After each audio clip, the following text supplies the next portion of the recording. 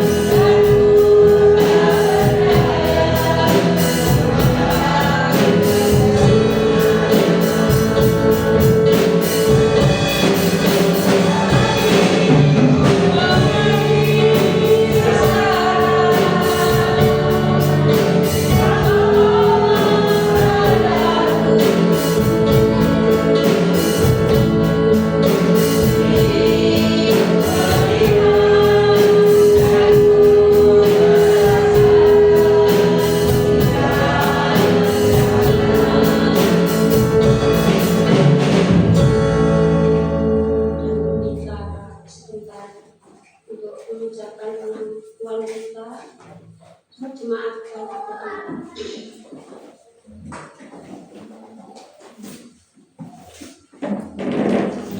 Pengakuan iman dasar.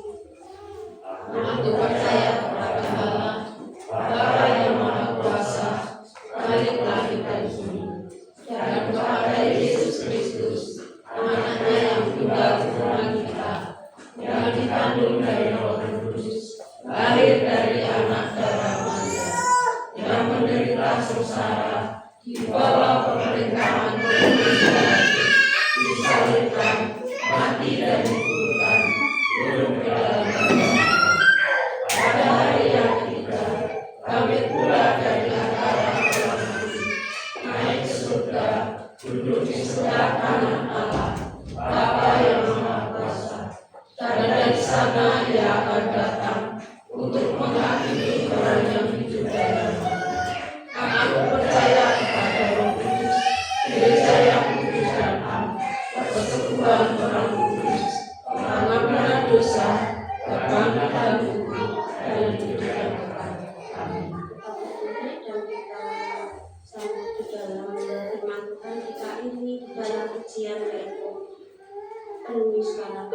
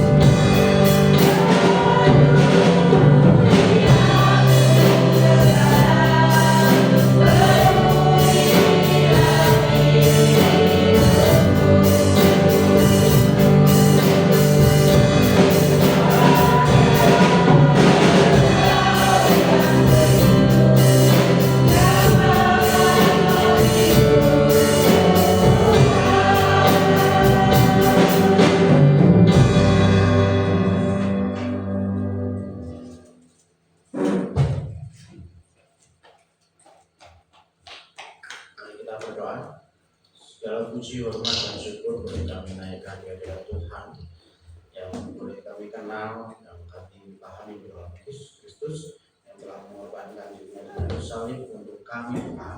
Terima kasih, ucap syukur buat setia dan kasih setia Tuhan, sehingga Tuhan boleh berkenan bagi kami untuk memuji memuliakan nama Tuhan, berkenan bagi kami untuk berkumpul bersama-sama pagi hari ini beribadah memuji memuliakan Tuhan. Terima kasih Bapak, sebentar kami mau belajar bersama-sama kebenaran firman Tuhan. Ajalah kami menundukkan diri kami, ajalah kami menundukkan hati kami, ajalah kami menundukkan setiap ego kami di bawah terang salib Kristus, sehingga kami boleh memahami firman Tuhan, boleh membaca firman Tuhan dalam penuh kerendahan hati kami, dan kami boleh menjadi anak-anak yang melakukan setiap kehendak Tuhan. Bapak, ajalah kami dalam setiap hal kami mengutamakan Tuhan. Adalah kami dalam setiap hal kami merindukan kasih Tuhan, dan terlebih daripada itu Tuhan, adalah kami untuk memahami tujuan Tuhan dalam setiap hidup kami pribadi dan pribadi. Bagi Dan berdoa untuk saudara-saudara kami yang saat ini bisa hadir di tempat ini bersama-sama dengan kami. Mungkin karena kelemahan tubuh, mungkin karena ada perkara yang lain yang harus diselesaikan. Kami percaya Tuhan menyertai, Tuhan bersama-sama, Tuhan juga menyembuhkan yang sakit. Tuhan juga akan menyediakan jalan keluar dari mereka yang sedang menghadapi segala pergumulan di dalam hidupnya.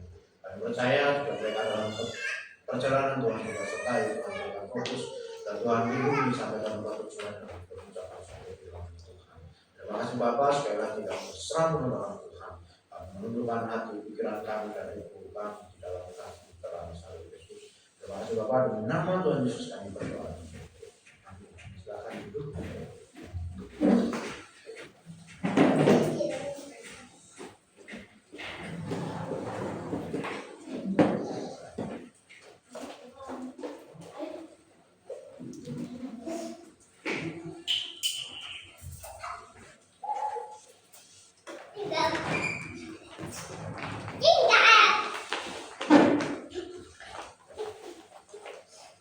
Shalom, selamat pagi Bapak Ibu yang dikasihi Tuhan. Hari Jumat yang lalu kami di Taman Kudus mengunjungi satu panti asuhan APK anak kebutuhan khusus di daerah Mojorejo dalam naungan Yayasan LPS Santa Teresa. Di sana anak-anak yang di sana yang tinggal sebenarnya bukan cuma anak-anak, ada mbah-mbah juga. Anak-anak yang memiliki kelainan secara fisik, baik fisik maupun mentalnya. Ada yang mereka tidak bisa bicara, ada yang mereka tidak bisa mendengar, ada yang mereka tidak bisa berpikir secara normal selayaknya kita, selayaknya manusia ciptaan Tuhan yang normal berpikir. Dan ada yang berpikir seperti anak-anak melakukan kehendaknya sendiri. Dan kebanyakan dari mereka tidak diterima oleh orang tuanya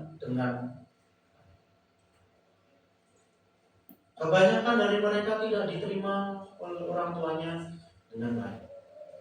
Ada juga satu siswa kami yang sama APK gitu ya. Ketika ada acara besar, acara keluarga besar, anak ini tidak boleh ikut. Karena dianggap anak ini menjadi aib bagi keluarga. Anak ini menjadi sebuah malu begitu ya. Kenapa? Karena aku kok punya anak seperti ini, aku punya anak yang gak normal, orang akan malu. Saya di rumah di Sragen punya teman bermain, punya saudara bermain. Dia lahir tidak memiliki tangan dan kaki yang utuh. Jadi tangannya hanya sebatas lengan di sini dan sebatas di bawah siku di sini. Yang satu di sini, yang satu di sini, yang satu tinggal jarinya 2. Jadi begini. Terus kakinya itu hanya sebatas lutut. Jadi lutut ke bawah, yang satu agak panjang, yang satu agak pendek. Tidak bisa jalan secara normal. Kalau dia jalan, dia menggunakan lututnya. Yang kebanyakan setiap hari yang dia lakukan berjalan dengan merangkak. Dan hal yang sama, orang tuanya, saudaranya, enggan untuk mengakui. Bahkan satu kali kami di sawah cari rumput itu, dia lari sangat kencang. Kalau balapan saya kalah sama dia lari dengan menggunakan tangan dan kakinya. Jadi dia merangkak, larinya cepat sekali. Saya pernah coba balapan, tidak pernah menang. Padahal saya normal, dia lari dengan kaki dan tangannya. Jadi kayak anjing merangkak begitu, lari kencang sekali. Saya tidak bisa nangkap. Dan seringkali main bola dengan kami, main bola bersama-sama dengan kami. Satu kali dia lari dengan rentek, kami itu bilang, "Wih, anjing lewat," gitu ya. Karena saking kencangnya. Kadang-kadang kita merasa bahwa diri kita itu tidak layak. Kadang-kadang ketika kita merasa bahwa aku tuh lebih miskin daripada yang lain, Aku itu udah pinter, aku udah punya kemampuan. Kadang-kadang kita merasa kita minder diri karena apa? Karena kita mungkin berasal dari desa yang kecil, yang orang nggak anggap. Orang hanya lihat dengan sebelah mata. Orang mengucilkan. Jadi mungkin ketika ada acara bersama di kota, itu mungkin kita merasa, "Oh, aku dari desa, ya sudahlah, aku tak duduk di belakang mengucilkan diri." Supaya orang, ya ngapain, aku nggak punya tempat untuk di situ. Nah, di dalam konteks kita belajar di Mika, kita akan lanjutkan pembelajaran kita di Mika pasal yang keempat, ayat yang ke-6 sampai yang ke-13. Saya memberikan tema sakit yang membahagiakan. Ada yang sakit membahagiakan. Sakit yang akhirnya kita bergembira dan bersuka cita itu ada. Nah, kita akan baca secara bergantian. Saya yang ganyak, Bapak Ibu dan Saudara yang ganjil. Mika pasal yang ke-6. Mika pasal yang ke-4 ayat 6 sampai yang ke-13.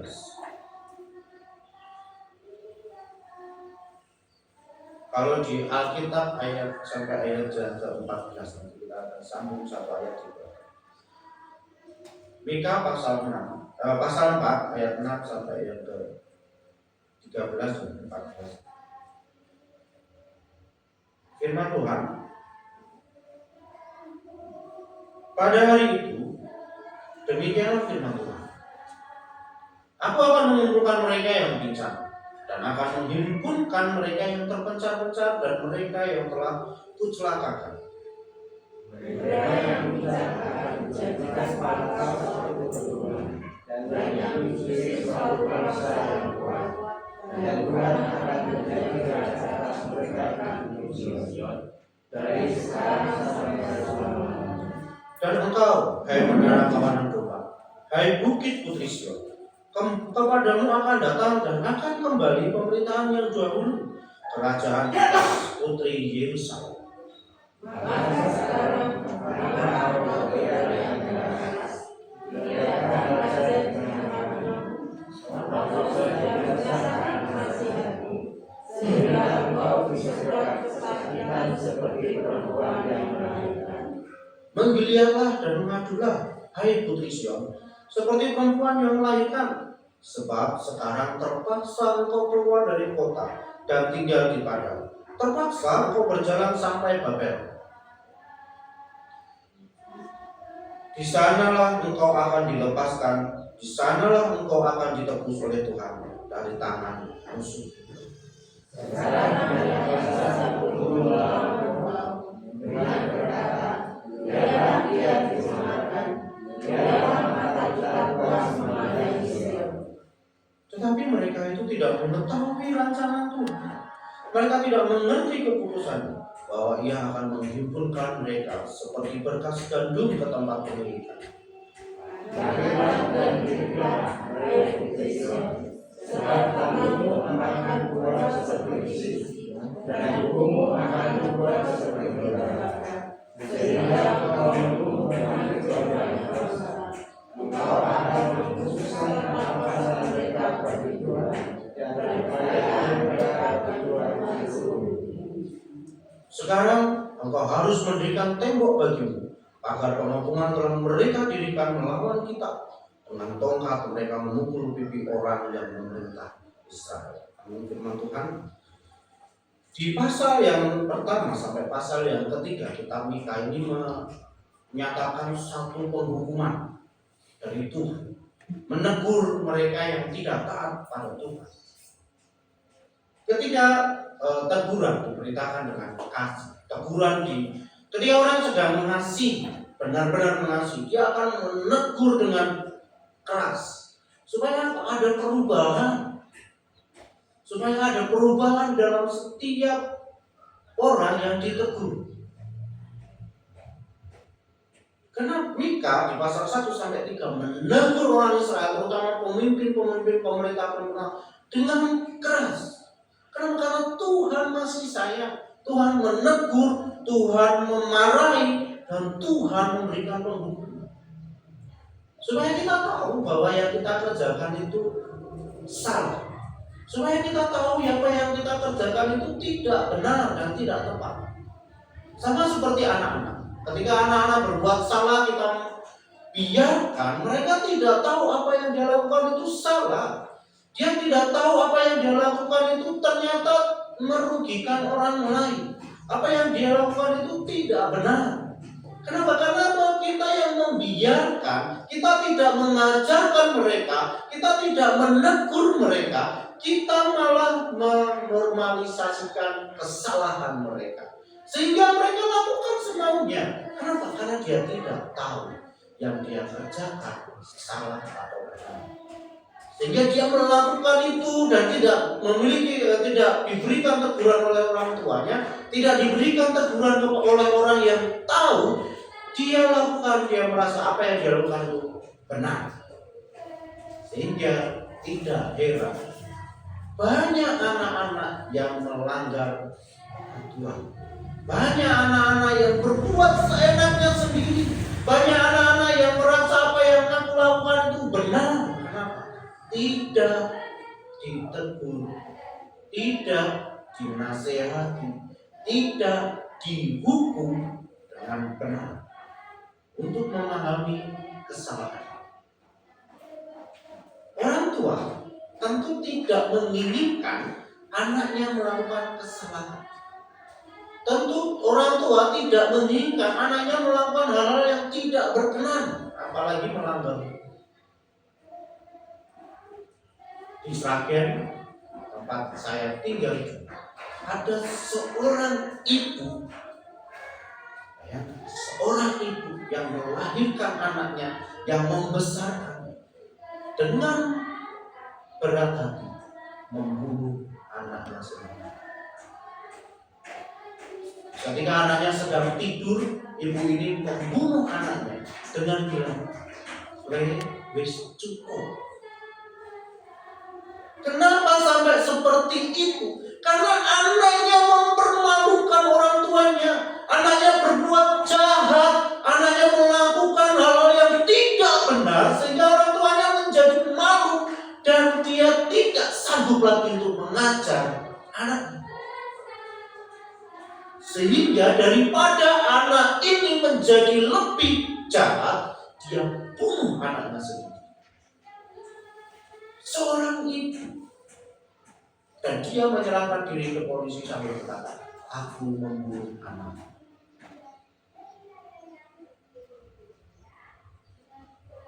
Kalau kita tidak memberikan teguran yang benar, kita tidak memberikan disiplin yang benar kepada anak, kepada orang-orang yang melakukan kesalahan, dia akan melakukan hal yang serupa terus-menerus. Karena yang dianggap Tuhan pun demikian. Tuhan menghukum kita, Tuhan memberikan penghukuman, Tuhan memberikan teguran, Tuhan memberikan konsekuensi dari dosa yang kita lakukan. Karena Tuhan sayang kita. Orang kalau tidak sayang, ketika melihat melakukan kesalahan, dibiarkan saja. Kenapa? Karena tidak ada. Ya biarin aja. Toh bukan siapa-siapa. Toh aku tidak sayang sama dia. Di pasal 1 sampai yang ketiga. Tapi hukuman, nasihat dibarengi dengan kasih tidak akan pernah mendatangkan kecelakaan. Di pasal yang keempat, terutama di pasal yang keenam, Tuhan dengan kasih-Nya kembali mengumpulkan sisa-sisa Israel, orang-orang yang dianggap tidak berguna, orang-orang yang dianggap ini nggak ada gunanya, orang ini sampah, dikumpulkan oleh Tuhan. Orang-orang inilah yang lolos dalam ujian Tuhan. Mereka ketika dihukum, ketika ditegur, ketika menjalankan hukuman, mereka tetap taat kepada Tuhan. Sehingga di bagian yang pertama di ayat yang ke-6 sampai yang ke-8, Tuhan kembali mengumpulkan mereka. Tuhan kembali membawa mereka ke tempat yang seharusnya. Mereka yang sudah terpecah-pecah, mereka dikumpulkan oleh Tuhan kembali. Bahkan di ayat 8, dan engkau hai menara kawanan domba, hai bukit putri Sion, kepadamu akan datang dan akan kembali pemerintahan yang dahulu, kerajaan atas putri Yerusalem. Tuhan yang menghukum, Tuhan yang menyerahkan mereka kepada bangsa lain, kepada Babel, kepada Persia. Tuhan juga yang kembali mengumpulkan mereka kembali kepada masa kejayaan. Demikian pun dengan kita. Tidak ada orang tua yang benar-benar menghukum anaknya dengan kebencian. Tidak ada seorang pendidik yang menghukum anaknya dengan penuh kebencian.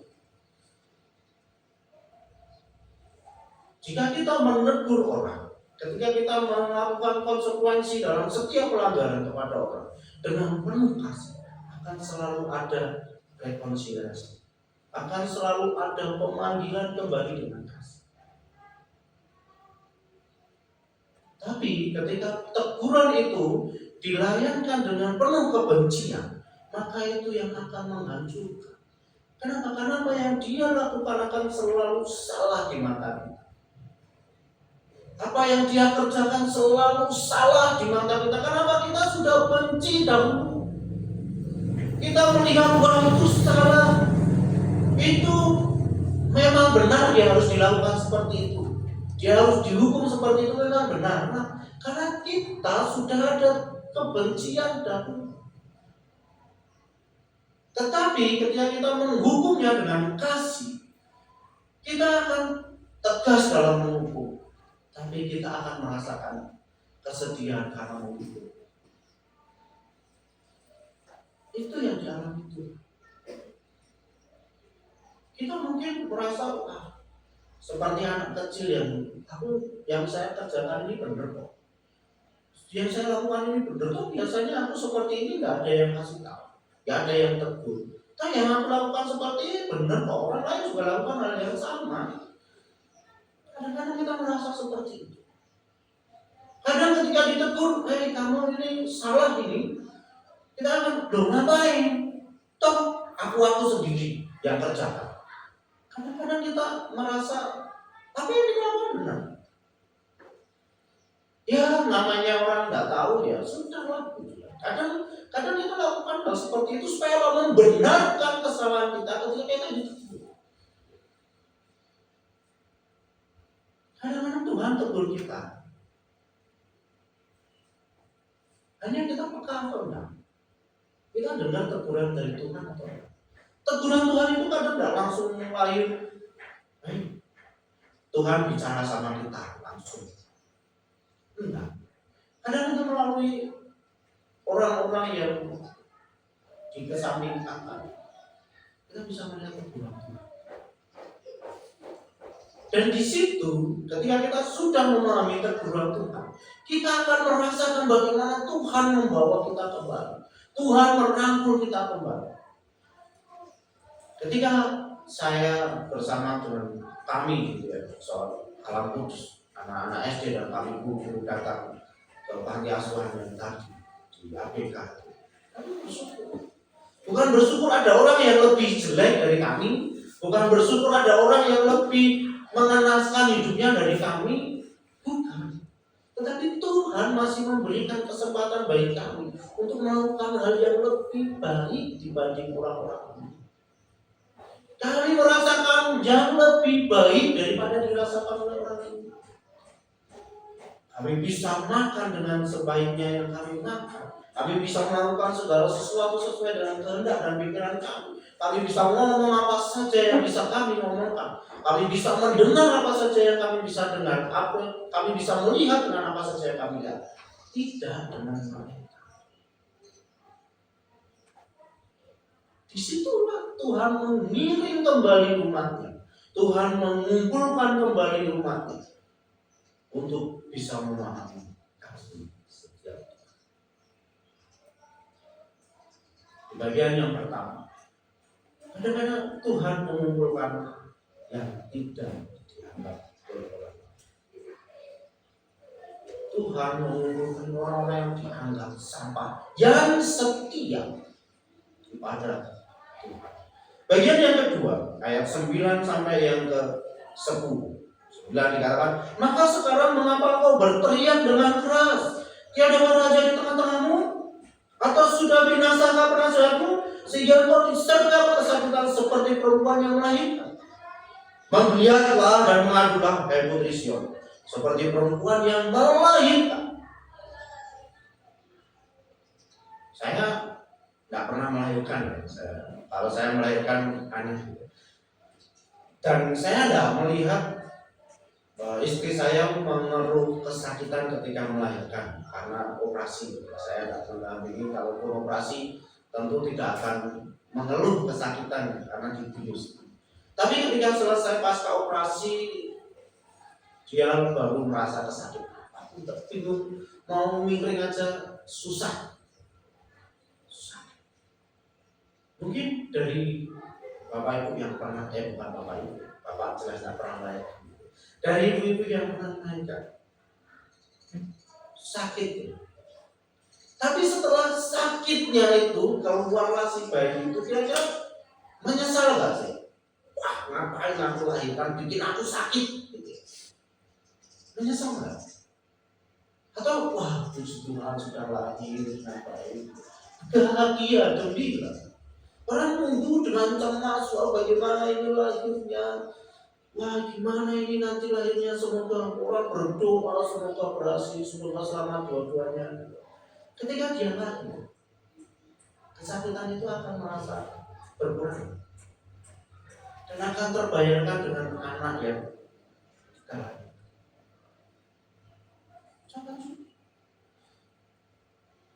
Tuhan menghukum Israel. Tuhan menghukum orang percaya bukan untuk mendapatkan kebinasaan. Makanya Mika mengatakan seperti orang yang sakit bersalin.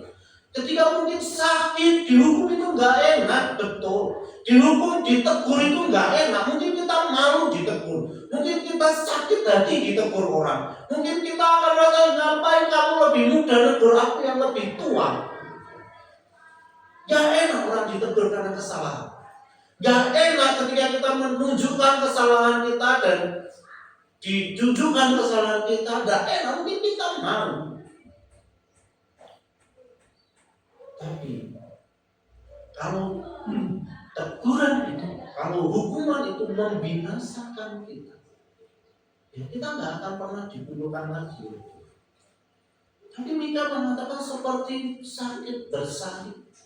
Kita lakukan penghukuman itu, kita kerjakan konsekuensi itu, kita terima teguran itu dengan pengucapan syukur kepada Tuhan. Dan kita akan terlahir kembali dengan kebahagiaan, dengan sukacita.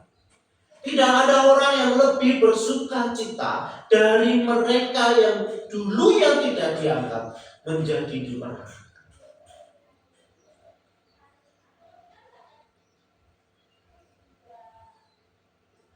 Mereka yang dulunya dibuang dan disepelekan menjadi diperhatikan. Orang akan membalas budi dengan nyawanya ketika dia dulu disia-siakan dan ada satu orang yang menolong. Jadi hukuman Tuhan, teguran Tuhan seperti sakit bersalin, sakit setengah mati. Tapi ketika kita kerjakan dengan pengucapan, itu akan membawa satu kebahagiaan. Kenapa ada jiwa baru yang lagi? Ada jiwa baru yang baru. Kita tidak akan pernah bisa lahir baru kalau kita tidak pernah mengalami sakitnya teguran Tuhan. Kita tidak pernah mengalami sakitnya dihukum Tuhan. Kita tidak akan pernah bisa lahir baru, kita bisa menikmati anugerah Tuhan kalau kita tidak menyadari teguran Tuhan. Kalau kita dimanja sejak kecil, kita tidak akan pernah tahu rasanya berhasil melakukan sesuatu dengan usaha sendiri. Kita tidak pernah tahu rasanya rasanya melakukan sesuatu dan itu berhasil, betapa menyenangkan.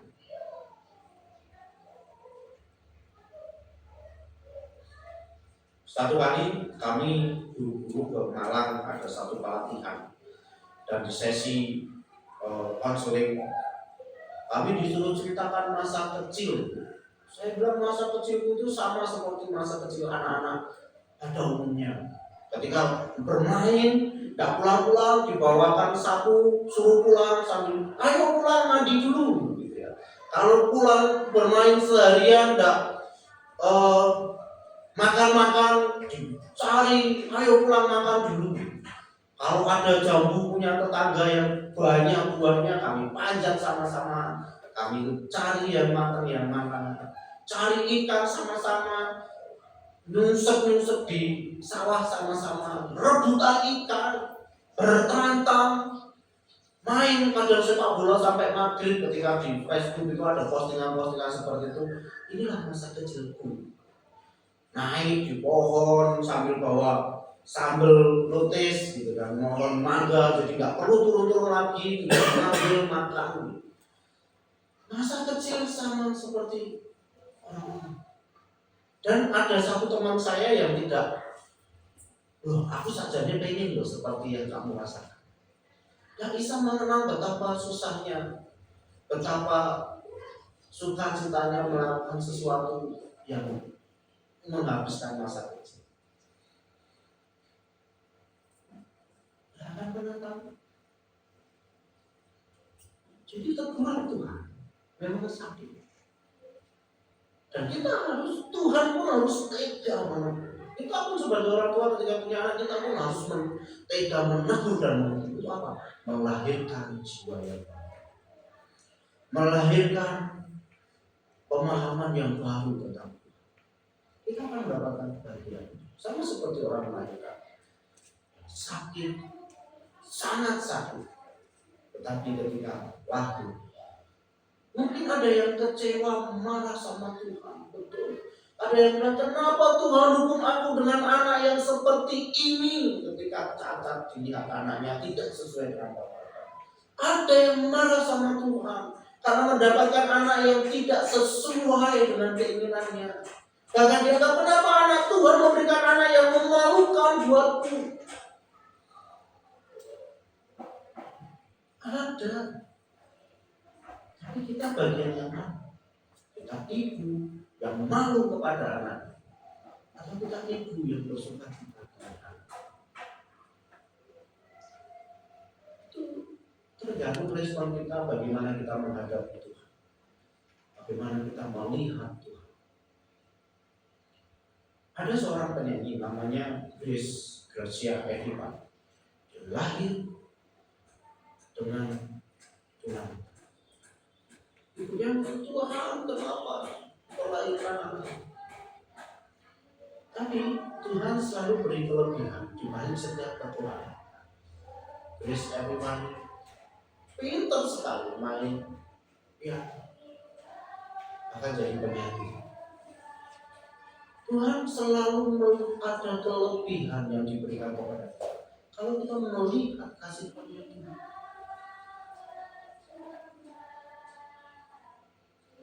Bagian yang terakhir, ya 11 sampai yang ke-14. Dikatakan, sekarang banyak bangsa berkumpul melawan kau dan berkata, biarlah dia dicemarkan, biarlah mata kita puas memandangi Sion. Di ayat 12, tetapi mereka tidak mengetahui rencana Tuhan. Mereka tidak mengerti keputusan bahwa Ia akan menghimpunkan mereka seperti berkas gandum di tempat pemilihan. Orang melihat kita mungkin ya kamu rajin beribadah, tapi toh dihukum Tuhan juga. Kamu rajin datang beribadah, berdoa, toh kamu juga nggak kaya-kaya. Kamu rajin beribadah dan menyembah Tuhan, toh kamu hidupmu seperti ini. Kita mungkin akan ditertawakan oleh orang lain. Ngapain kamu taat beribadah? Toh akhirnya kamu sama juga. Kita sama juga dengan yang lain. Dan Tuhan di ayat 12. Tetapi mereka tidak mengetahui rancangan Tuhan. Dan celakanya lagi, bahwa Ia akan menghimpun mereka menghimpun orang yang mengolok-olok itu ke tempat pengirikan. Sama seperti padi, ya sudah beli-belian dibawa ke pengirikan, dia akan diiring, dia akan dirontokkan. Kita belajar Tuhan di balik teguran Tuhan ada pengharapan ketika kita setia kepada Tuhan. Orang boleh mengolok kita, orang boleh menghina kita, orang boleh ngapain kamu capek-capek beribadah, waktunya mancing, waktunya menikmati hari-hari liburan, waktunya staycation, waktunya healing gitu. Bahkan ketika usaha, ngapain kamu jujur-jujur diakali lah sedikit-sedikit begitu supaya cepat kaya. Kalau kamu jujur-jujur gak akan sampai cepat-cepat kaya. Kita akan ikut yang mana? Kita ikuti Tuhan. Atau kita ikut kemana? Ya mungkin dia. Ya, kamu beribadah. Capek kita berdoa. Toh hidupmu juga kayak Tuhan tegur, Tuhan hukum juga. Apa ini?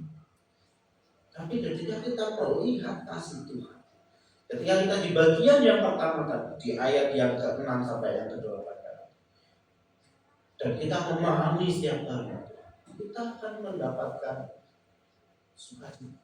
Karena kan selalu ada pengharapan di dalam itu.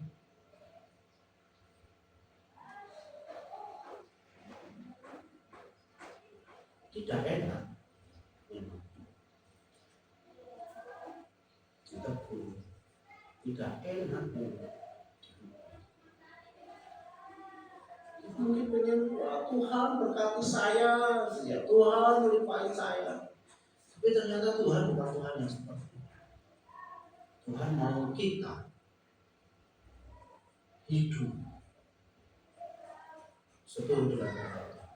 Tuhan mau kita hidup merasakan kenikmatan yang Tuhan sudah sediakan.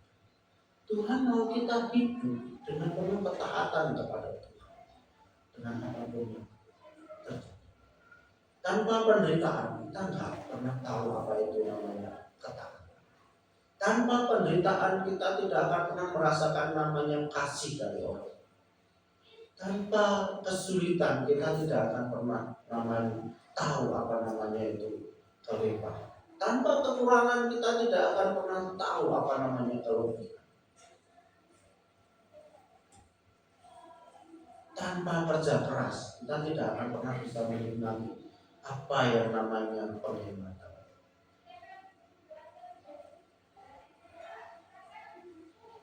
Jadi Tuhan sudah siapkan sedemikian rupa. Tuhan sudah atur sedemikian rupa. Tergantung dengan masih percayakah rancangan Tuhan itu baik? Masih percayakah Tuhan mencari tujuan yang indah? Setiap orang punya tujuan yang masing-masing. Setiap orang Tuhan beri rancangan masing-masing. Setiap orang Tuhan beri kelebihan dan kekurangan yang masing-masing. Supaya tidak saling menyombongkan diri dan tidak saling merendahkan diri. Semua bekerja sama dan Tuhan ini bekerja sama dengan kelebihan dan kekurangan masing-masing.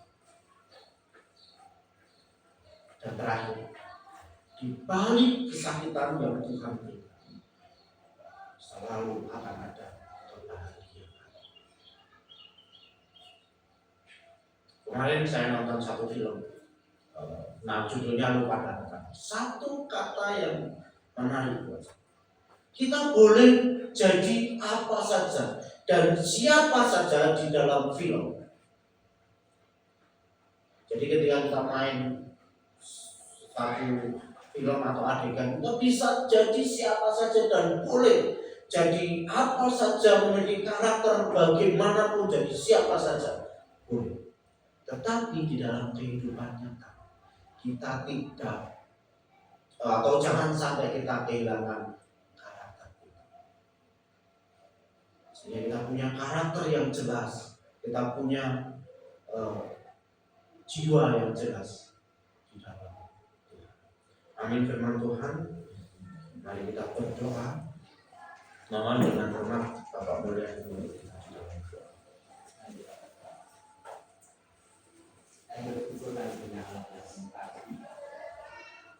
Selain memperhatikan setiap kami anak-anakmu, kami sadar ya Tuhan, kami sebagai anak-anak kami seringkali melakukan kesalahan-kesalahan yang membuat Tuhan kecewa, membuat kita. Namun teguran penuh kasih ya Tuhan. Teguran membuat kami menyadari akan segala kesalahan kami. Kau menegur kami bukan kegenisan, dengan kegenisan. Engkau menegur kami bukan karena kebencian.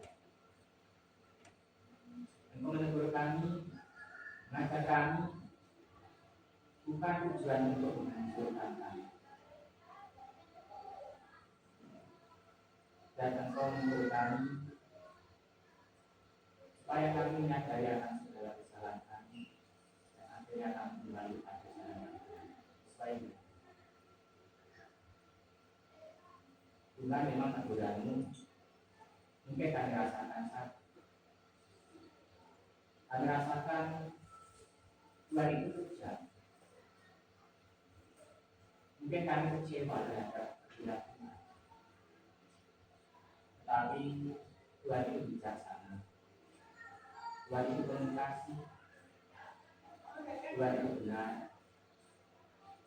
Dan maksud dan tujuan Tuhan itu adalah supaya kami bisa hidup mengenalkan hati Tuhan. Dengan kehendak-Mu dan memuliakan. Ajari kami ya Tuhan, untuk kami senantiasa rela memikir Tuhan, Tuhan. Melalui setiap apa yang kami lakukan dan kerjakan, bila mana itu salah, Tuhan kami mohon menuntun kami, supaya kehidupan kami lebih baik. Kami pun sebagai orang tua, Tuhan juga ajarkan mendidik anak-anak kami, untuk kami bisa mendidik dengan baik dan sesuai dengan batas kemampuan anak. Demikian Tuhan, supaya kami juga mengajarkan kepada mereka, untuk mereka sebagai anak-anak kami yang terkasih, mereka juga bisa disiplin, bisa melakukan yang benar, sehingga kami tidak bersedih hati, sehingga kami ya Tuhan sebagai orang tua, kami dapat mendidik mereka dengan baik dan benar. Terima kasih ya Tuhan, berikan hikmat kepada kami, berikan kasih kepada kami untuk anak-anak kami, sehingga ya Tuhan anak-anak kami boleh merasa nyaman, merasa terayomi sebagai anak, dan mereka ya Tuhan merasa percaya kepada Tuhan, sehingga anak-anak itu dewasa ke depan itu baik. Terima kasih Tuhan. Sekali lagi Tuhan, berikan hikmat kepada kami, tolong ajar kami, dan tolong kami ya Tuhan, untuk kami dapat mendidik mereka seperti yang demi masa depan mereka yang berdoa. Terima kasih ya Tuhan. Kami bersyukur semuanya yang dilakukan. Tuhan akan memulihkan kami, orang-orang yang menjadi umat tebusan Tuhan, dalam sangat Tuhan memberkati. Demikian juga ya Tuhan, kalau kami sebagai orang tua berlaku bijak sehingga anak-anak boleh dipulihkan dan mereka menjadi anak-anak yang percaya diri dan mereka menjadi. Terima kasih Tuhan. Kami bersyukur firman baik. Boleh menegur setiap kami, baik kami yang mendengarkan maupun hamba yang menyampaikan, semuanya sama-sama dapat berkat dari Tuhan untuk kami dapat melakukan. Terima kasih ya Tuhan, kami sudah Engkau Bapa atas firman kami. Dalam nama Tuhan Yesus kami berdoa.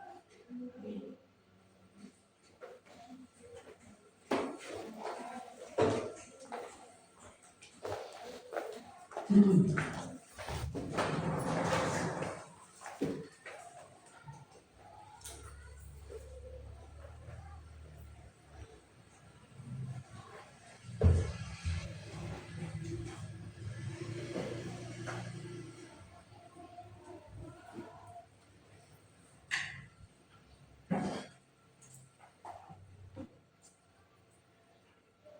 Puji nama Tuhan.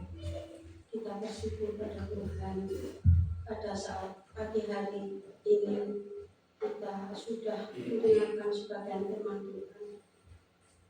Firman Tuhan yang telah kita dengar supaya menjadikan di dalam kehidupan kita hari lepas hari, supaya Tuhan selalu membimbing kita, menguatkan kita, dan memberi kita selalu semangat dan pertolongan Tuhan selalu ada di tengah-tengah kehidupan kita. Mari kita responi di dalam firman Tuhan, kita iringi di dalam pujian, yaitu hati sebagai hamba.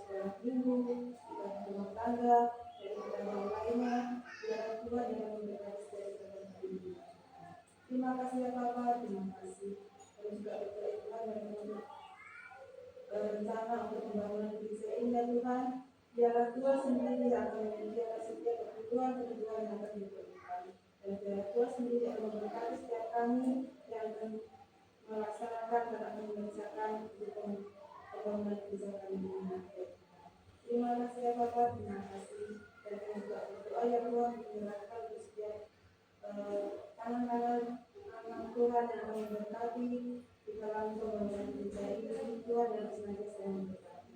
Terima kasih ya Bapa, terima kasih. Ya Bapa, kami juga berdoa Tuhan yang memberikan jalan dan menyebarkan kami di tempat ini.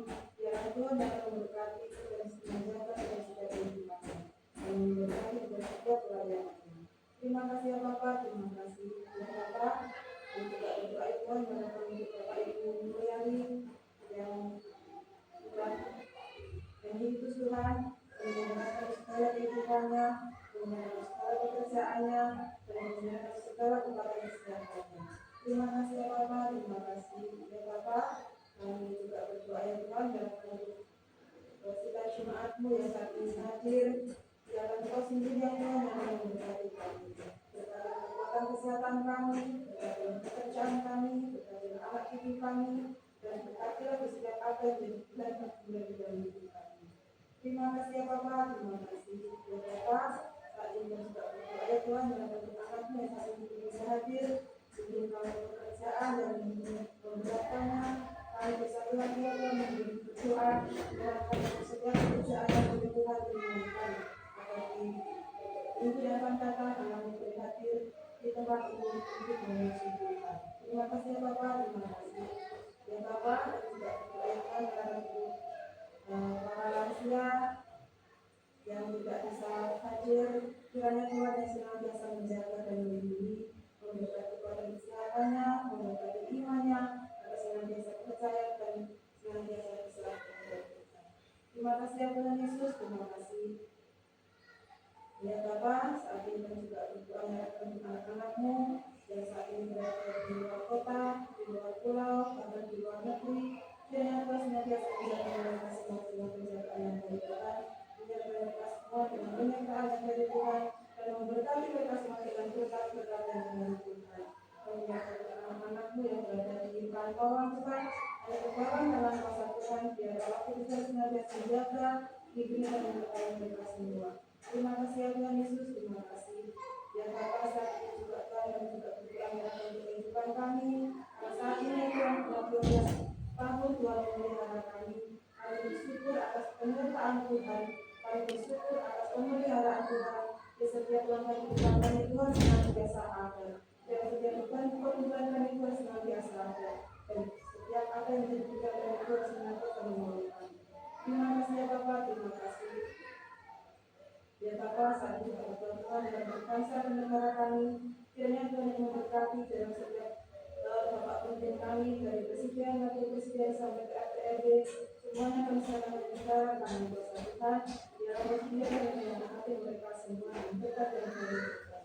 Terima kasih ya Bapak, terima kasih dan Bapak syukur kami dari tiada setiap doa kami Tuhan yang menjadi dalam nama Tuhan Yesus Kristus kami berdoa dan berdoa. Terima kasih untuk yang sudah melakukan di dalam doa-doa syafaat supaya Tuhan sendiri yang akan membantu. Dan untuk selanjutnya yaitu persembahan kami kirim di dalam ujian yaitu Yohanes 15:19.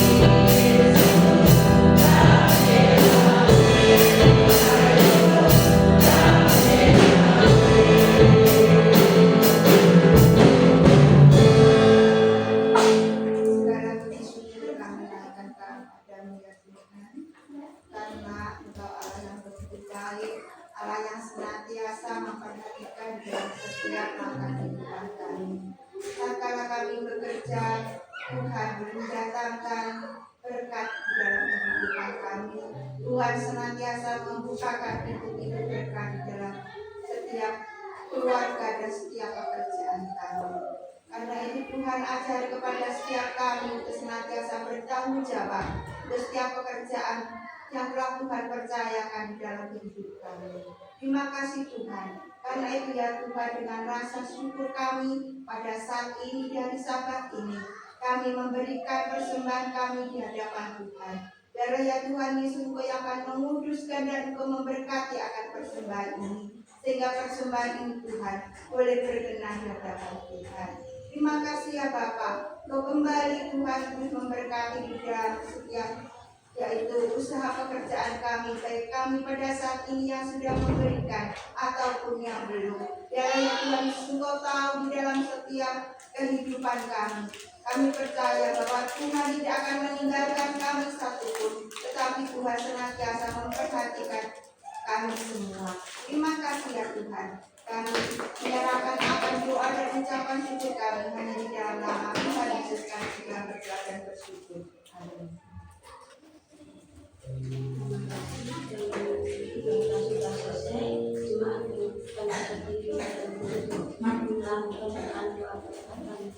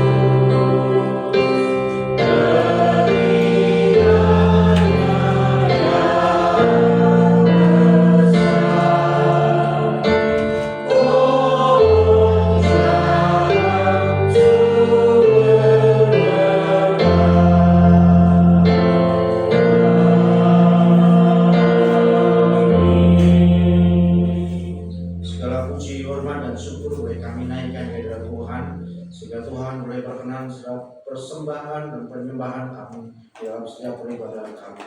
Tuhan, adalah kami untuk menyerahkan hidup kami, menyerahkan hati dan pikiran kami dalam tangan pengasihan Tuhan sebagai persembahan yang hidup bagi kami, sehingga kami boleh menyenangkan Tuhan. Tuhan memberkati kita dan melindungi kita. Tuhan menyinari kita dengan wajah-Nya dan memberikan kita kasih karunia. Tuhan menghadapkan wajah-Nya kepada kita dan memberikan kita damai sejahtera. Amin.